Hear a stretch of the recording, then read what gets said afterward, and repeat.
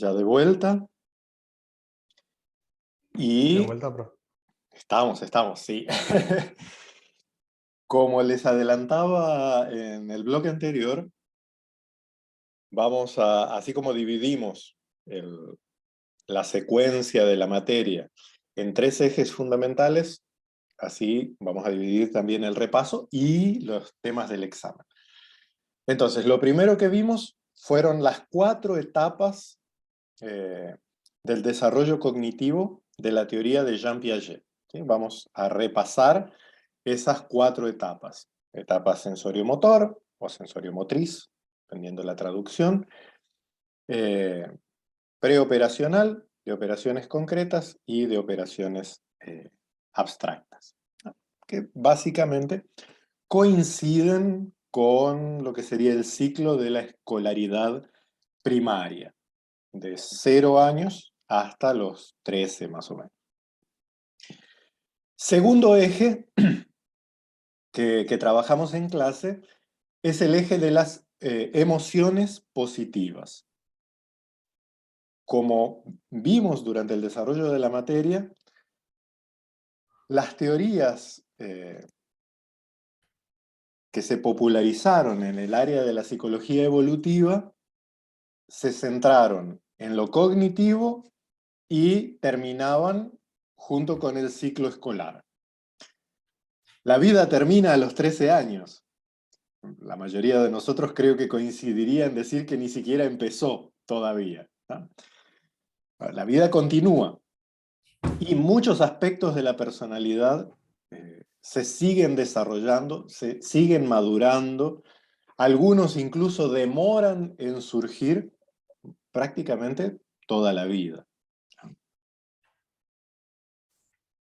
Antes de entrar de lleno en la cuestión de las emociones positivas y terminando un poco la idea del bloque anterior, ¿por qué que incluso desde la ciencia quieren convencernos de que después de los 50, 60 años la vida entra en declive?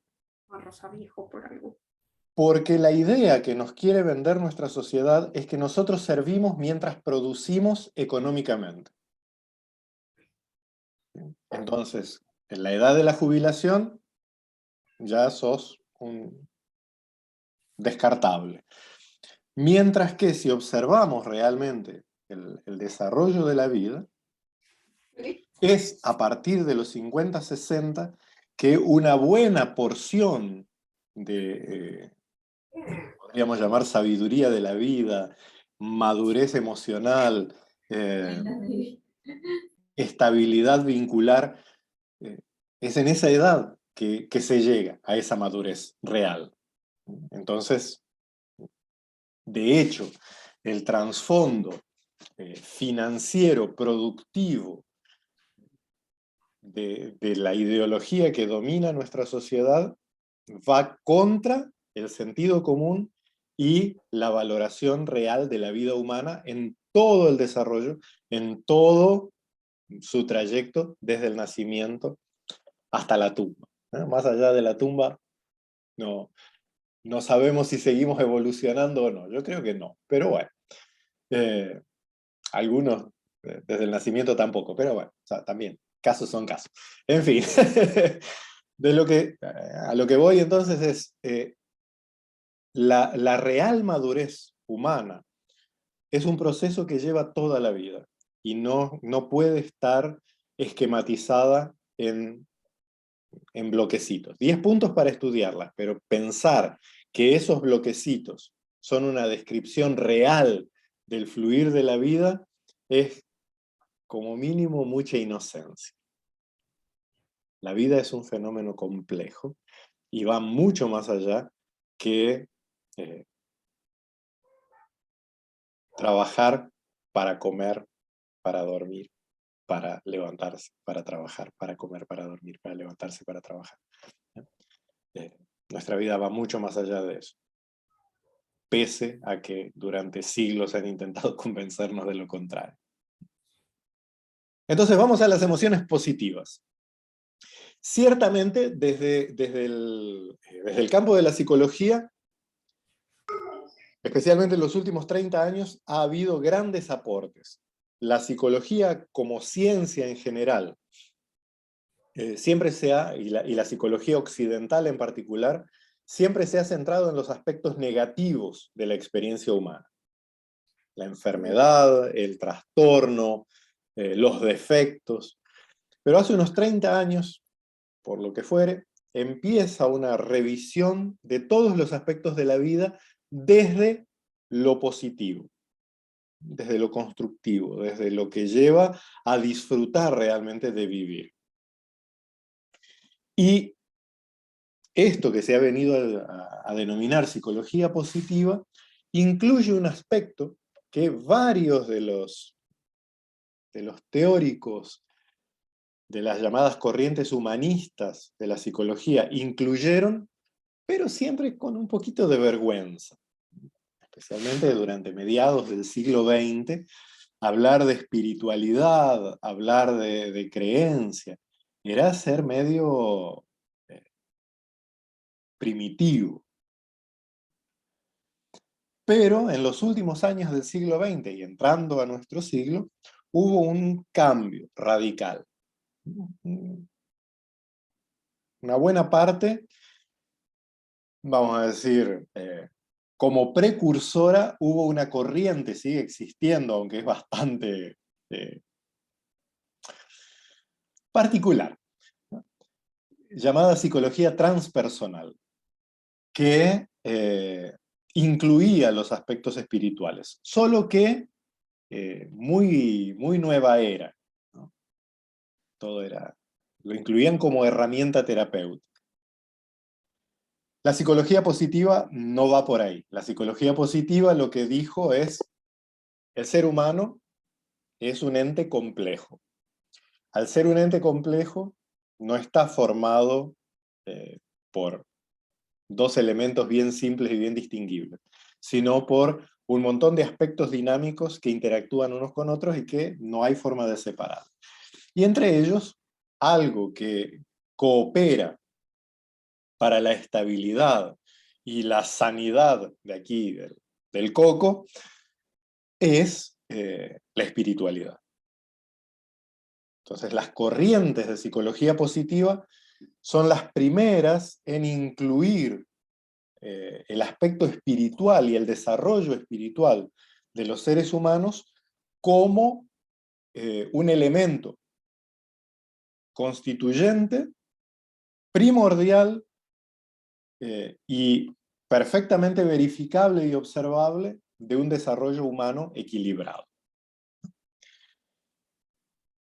Y de allí que nosotros como creyentes podemos tomar donde la psicología positiva para, porque siendo una ciencia humana empírica, hay un punto donde para. Hasta aquí podemos observar, hasta aquí podemos documentar, hasta aquí podemos decir con certeza.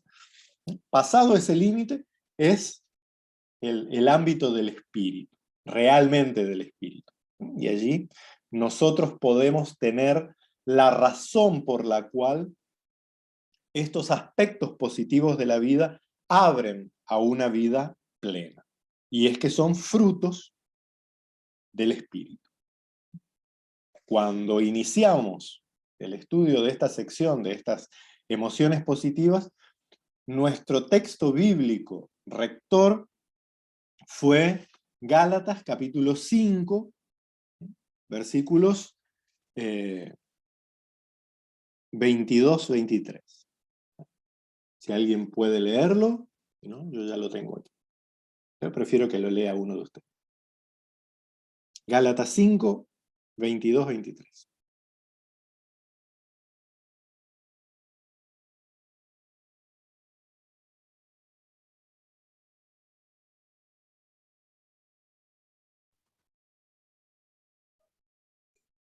Leo. Mas el fruto del Espíritu es amor, gozo, paz, paciencia, benignidad, bondad, fe, mansedumbre, templanza. Contra tales cosas no hay ley. No hay ley. Es interesante, empezamos acá y vamos un poquito para atrás, es interesante lo que Pablo dice antes. Las obras de la carne se manifiestan en. ¿Sí? adulterio, fornicación, inmundicia, lascivia, idolatría, hechicería, enemistad, pleito, celo, ira, contienda, disensión, herejía, envidia, homicidio, borrachera, orgías, y cosas semejantes a esto. Es interesante cómo dice Pablo, las obras de la carne se manifiestan. Las obras de la carne no son esas, sino que se manifiestan así. Un poquito de exégesis paulina para entender de qué estamos hablando. Para Pablo, carne y espíritu no son dos realidades, sino el aspecto desde el cual vivimos. Para Pablo, carne o vivir según la carne es vivir según el viejo Adán. Mientras que el espíritu es vivir según el nuevo Adán, según Cristo. Entonces, si uno vive de acuerdo a sus tendencias naturales, de acuerdo al antiguo Adán, ¿cómo se va a manifestar? Y bueno, que en cosas que hacen la vida desastrosa. Mientras que si se vive por el espíritu, o sea, en Cristo, ¿no? Otra expresión muy paulina, aparecen los frutos del espíritu. Mientras que la carne obra, el espíritu fructifica. ¿Y en qué fructifica? En emociones positivas. Lo que la psicología evolutiva, de escuela positiva, llamaría de emociones positivas. Nosotros, adelante Mabel, sí. No, eso es como que, o sea, usted nos está explicando desde el punto de vista bíblico qué sería, o los que empezaron con estas corrientes positivas son cristianos también. Algunos son cristianos, otros judíos, o sea, de los más destacados. Pues, debe haber alguno que otro ateo. Pero Igual reconocen la espiritualidad, aunque sea en otras exacto, exacto. La dimensión espiritual o la dimensión de trascendencia, como lo llamarían algunos que no quieren utilizar lenguaje religioso, es un aspecto fundamental del ser humano.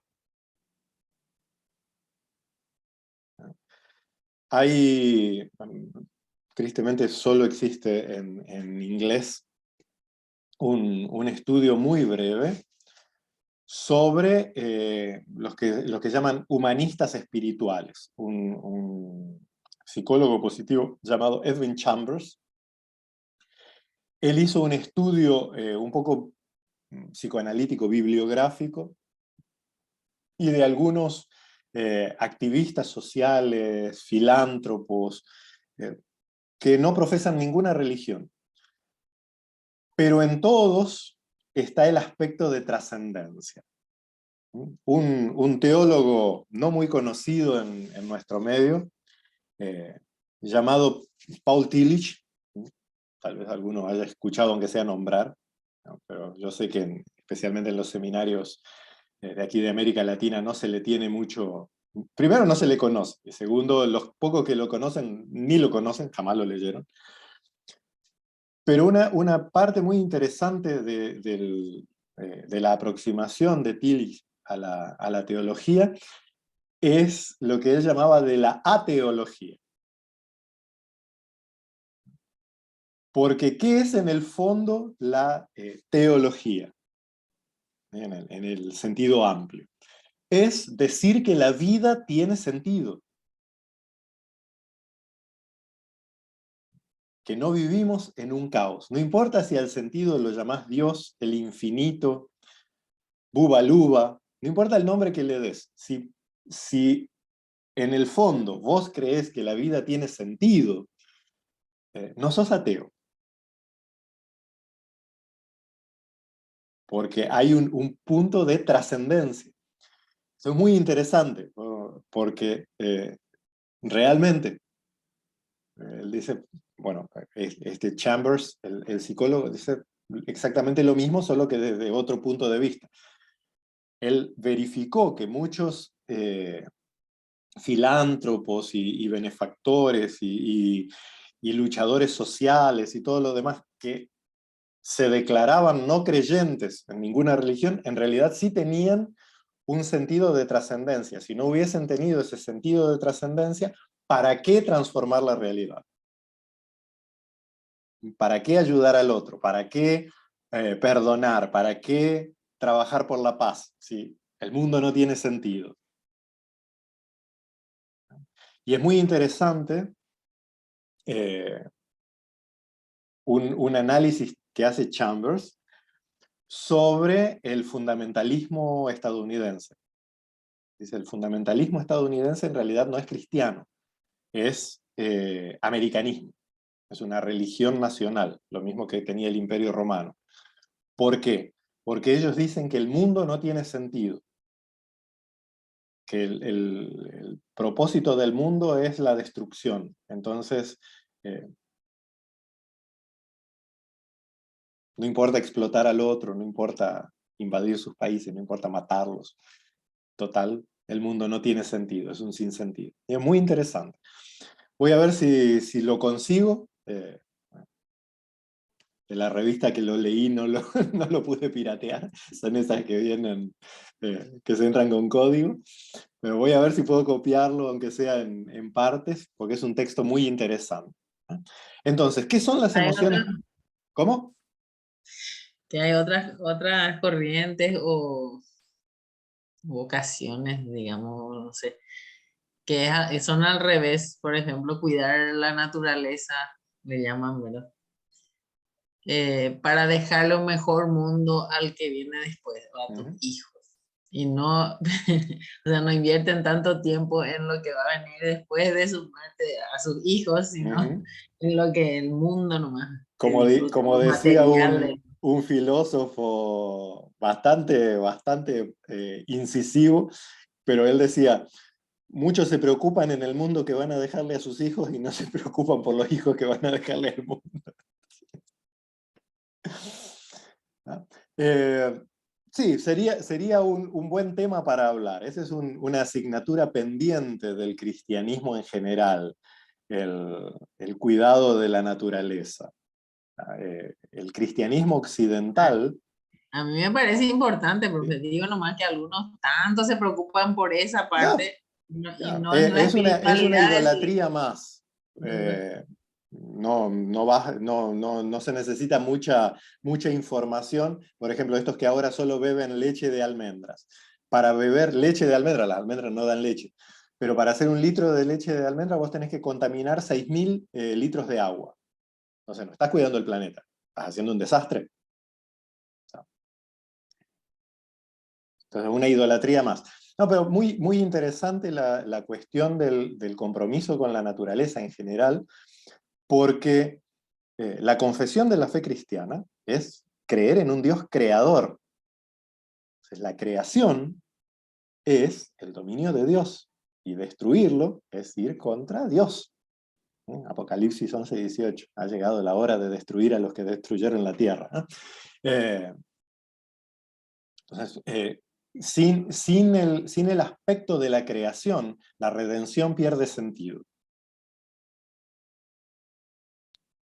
Y sin el aspecto de la redención, la presencia del Espíritu tampoco tiene sentido, ¿no? Entonces, tristemente, vivimos en una dicotomía que no es cristiana, tampoco es judía.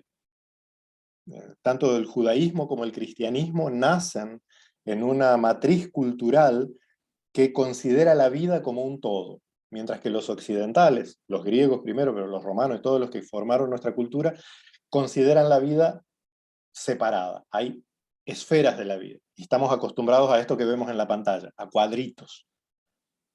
Y lo que entra en un cuadrito solo pertenece a ese cuadrito, mientras que la vida es un fluir constante. No hay cuadritos. Y cuando queremos meterla en un cuadrito es que nos la vemos en cuadritos. ¿No? Bien. Continuamos entonces. ¿Qué son las emociones positivas? Son el aspecto fundamental del desarrollo humano. Saber resolver, no, fórmulas matemáticas a lo que llevó a la humanidad es a crear bombas atómicas. Saber abrazar a otros, perdonar a otros, recibir a otros. Eso es lo que hace la vida vida. Entonces las emociones positivas amplían nuestro campo, nuestro mundo. Amplían la capacidad de atender, o sea, de dar atención a lo que realmente pasa en la vida. Esto no quita la racionalidad, sino que nos permite comunicarnos realmente con lo que sucede aquí y ahora. Y eso nos permite el acceso, nos permite ingresar no solamente a la naturaleza de nuestra propia vida, sino a comunicarnos con los demás, a compartir, que es lo que hace que la vida humana sea humana. En el cuadrito tenemos una frase que quiero que se la graben. Las emociones positivas inhiben a las emociones negativas, aumentan la resistencia psicológica y son buenas para nuestra salud. ¿Sí? Y al revés, hay una fórmula que se tomó mal, pero que es verdadera, que es una emoción o un pensamiento o una acción de carácter positivo es 100 veces más poderoso que uno negativo. El hecho es que estamos bombardeados por pensamientos negativos. Y así como las emociones positivas o las acciones positivas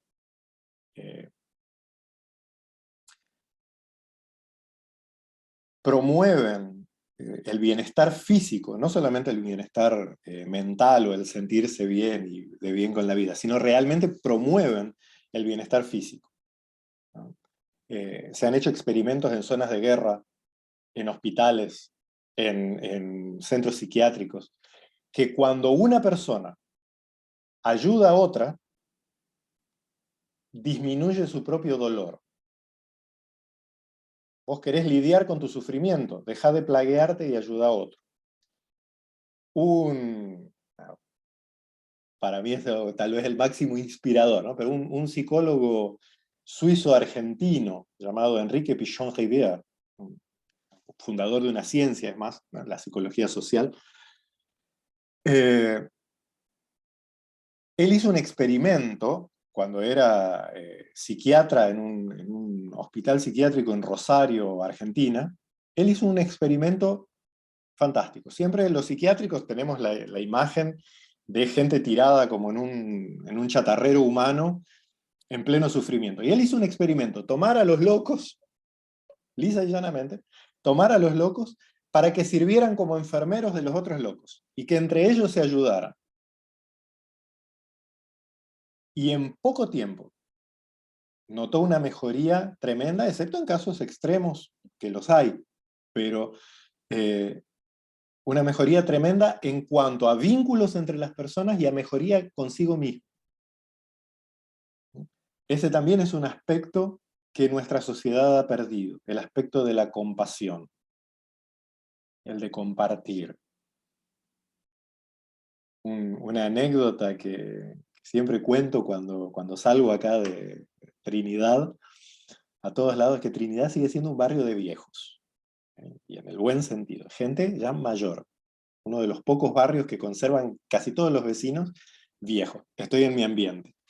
Y en verano es muy lindo andar por las veredas así internas de Trinidad, no por las avenidas porque son un desastre, pero por las veredas, así los barrios, la parte interna del barrio, y todavía se ven a las señoras y a veces también la pareja, todo, de viejitos, quitando su silla cable o su plegable a la vereda y todos en la vereda conversando de vereda a vereda. Eso que nos parece una reminiscencia del campo es el corazón de la compasión en una ciudad.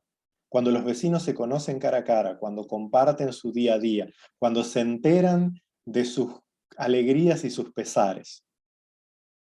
Eso genera vínculos que no hay ninguna otra realidad humana que lo haga. ¿Y a dónde nos están apuntando?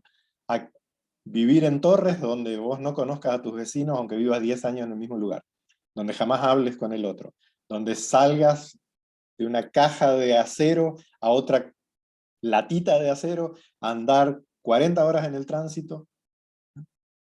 Y eso lo que genera es enfermedad, es dolor, es soledad. es falta de empatía.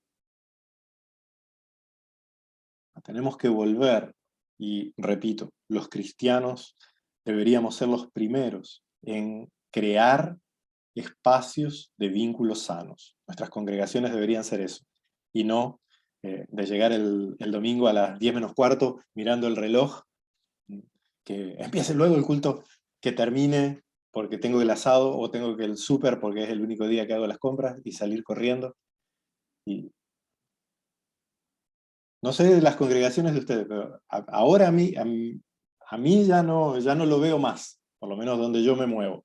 Pero cuando era niño, cuando terminaba el culto, eh, esa tarde o el día anterior, normalmente las señoras, las abuelas, habían traído unas tortas, unos panes, se hacía un té o un mate o café, y se quedaba la gente a conversar horas y horas después de terminado el culto. Hoy ni locos hacen eso, ni a palo. Pero así también la gente se muere en tu congregación y solo te enterás cuando te avisan. Solo el pastor sabe, el resto ni se enteran. Y pasa, cuanto más en la ciudad. Entonces, ¿qué es lo que son las emociones positivas? Son las herramientas fundamentales para crear vínculos sanos. Y nosotros vimos 4. ¿Sí?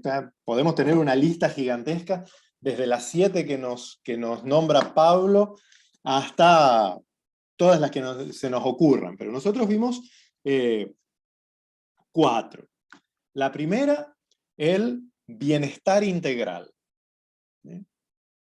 O estar en paz con la vida, estar sereno.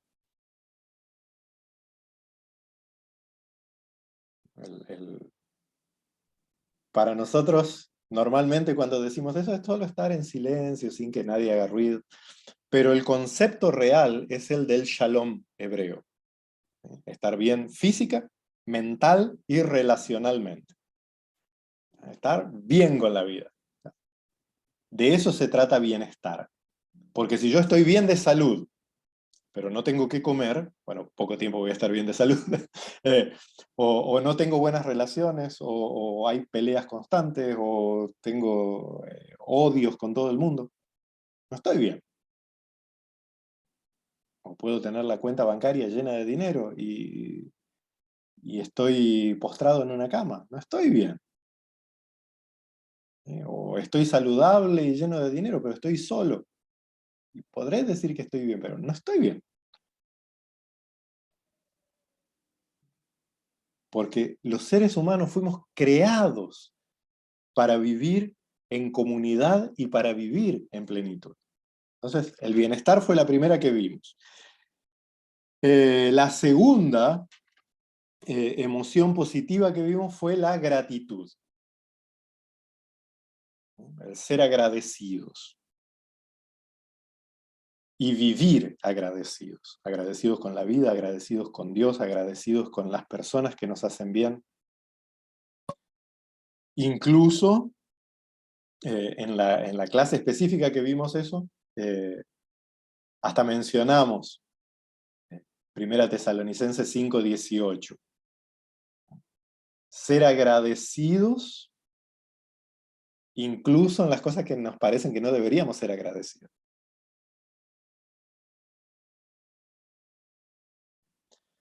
Hay una antigua costumbre judía que son las berajot, las bendiciones, donde se bendice a Dios y a las personas por todo. Está la bendición de la enfermedad. Nosotros estamos acostumbrados a orar para quitar la enfermedad, ¿verdad? Pero en el tratado de las Berajot del Talmud se bendice la enfermedad y se bendice a Dios por el don de habernos dado una enfermedad. Obviamente se pide también por la salud, porque Shalom es salud física también. Pero agradecer por el momento presente, y de eso se trata la gratitud. ¿Sí? No es solo buenos modales, sino vivir el momento presente. Uno solo puede ser agradecido si vive el momento presente. Y de eso se trata. Entonces, la forma de de reconciliarse con el pasado y de proyectarse para el futuro, de estar bien en el presente. Y eso servía la gratitud. La siguiente emoción positiva que vimos fue el perdón. El perdón como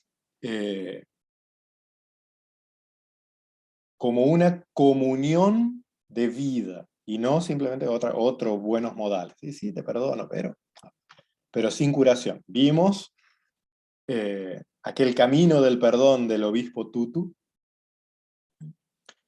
que podíamos entrar en el círculo de la violencia, mucho del rencor y de la enfermedad, es muchas veces autoviolencia, porque como no pude tomar venganza, no pude desquitarme del mal que me hicieron, entonces me desquito conmigo mismo. Y nuestra sociedad está llena de eso. Pero hay posibilidad de salir de allí. Y ahí veíamos que el perdón no es la idea popular de, aquí no pasó nada. No, el perdón tiene que ver con reconocer la realidad y la presencia del mal que sucedió. Tiene que ver con procesar esa herida. Tiene que ver con liberar y liberarse de lo que esa herida causó.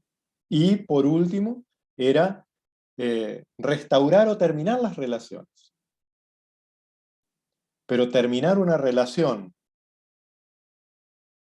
con el corte o terminar una relación con perdón tiene frutos diametralmente opuestos. Hasta les conté la historia, si mal no recuerdo, de la experiencia que tuve en Estados Unidos, en una de las iglesias que me tocó servir, que ellos habían inventado una ceremonia, un culto de divorcio. Donde, así como habían pedido la bendición de Dios cuando decidieron estar juntos, cuando se daban cuenta que no funcionaba, que los conflictos eran demasiados, se bendecían mutuamente para tomar cada uno su camino. Y la experiencia mostró que la mayoría de esos matrimonios, más tarde, más temprano, se restauraban. Después creaban una locura legal, porque era el que se había divorciado se volvía a casar con la misma persona, era un lío para los papeles. Esa es otra historia, pero lo cierto es que esta costumbre, vamos a decir, que tomó esta iglesia, pero por debajo esta percepción del perdón se mostraba restauradora, porque no era negar el conflicto, ¿no? Es muy, muy viral uno de estos predicadores que yo detesto, estos norteamericanos, que no tienen iglesia ni nada, que solo son sus ministerios, no sé cuánto, y solo se dedican a vender libros y videos. Pero uno que es patético, una mujer golpeada, abusada por su marido, el consejo en público, además de prácticamente insultar a la mujer, este predicador le dice que vuelva porque es voluntad de Dios que ella pase por eso. La gran tribulación, profe. Vos ponele, si yo estuviera presente, no se la iba a llevar tan barata. Terrible. Pero bueno, mientras la gente le siga comprando libritos, esa gente sigue circulando.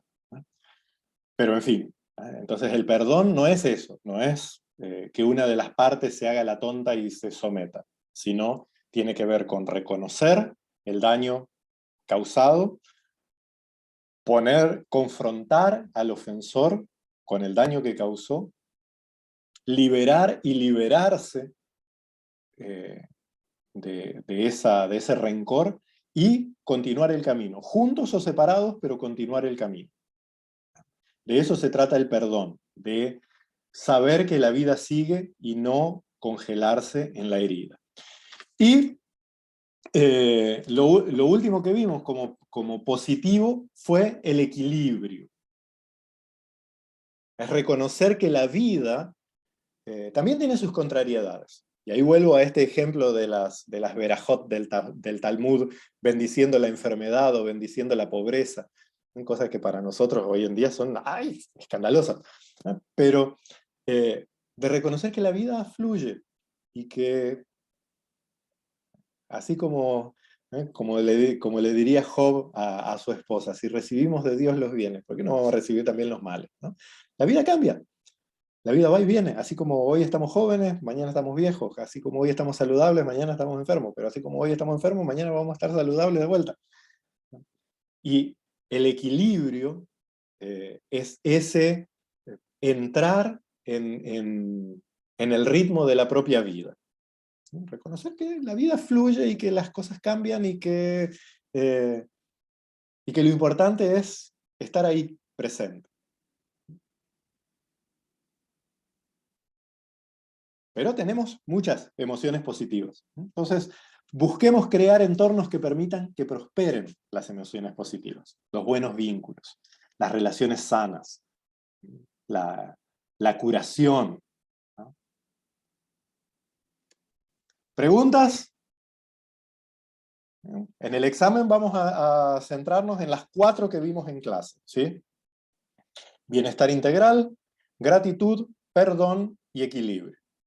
Las otras podemos, así en el listado, quizás alguna que otra pregunta aparezcan de si esas son emociones positivas o no.